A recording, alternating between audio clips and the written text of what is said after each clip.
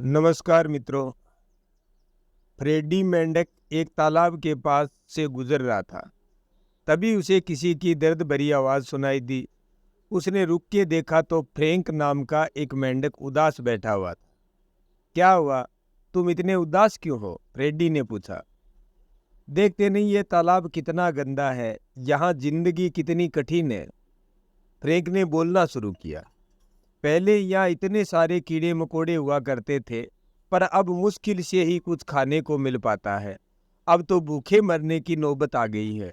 Freddy बोला। मैं करीब के ही एक तालाब में रहता हूँ, वो साफ है और वहाँ बहुत सारे कीड़े मकोड़े भी मौजूद है।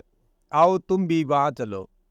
काश यहाँ पर ही खूब सारे कीड़े मकोड़े होते तो मुझे हिलना नहीं पड़ता, फ्रैंक मायूस होते हुए बोला।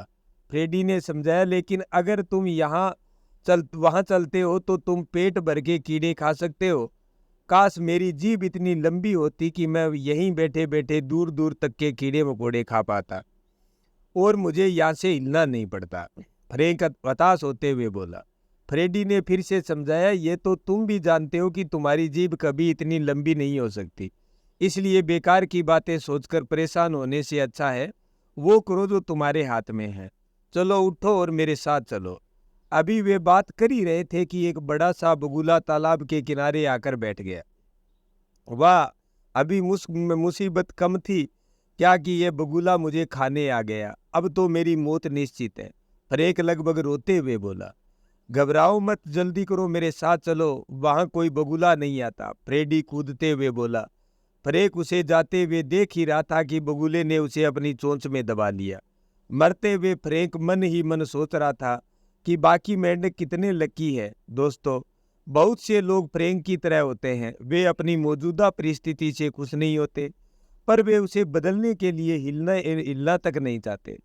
वे अपनी नौकरी, अपने व्यापार, अपने माहौल, हर किसी चीज के बारे में शिकायत करते हैं, कमियां निकालते हैं, पर उसे बदलने का कोई प्रयास नहीं करते।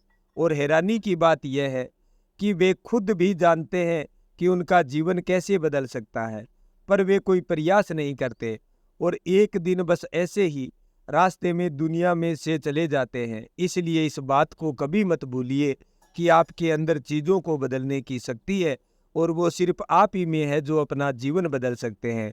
तो चलिए उठिए, अगर आपका तालाब गंदा है तो उसे साफ कीजिए, नहीं तो किसी साफ तालाब में चले जाइए। धन्यवाद।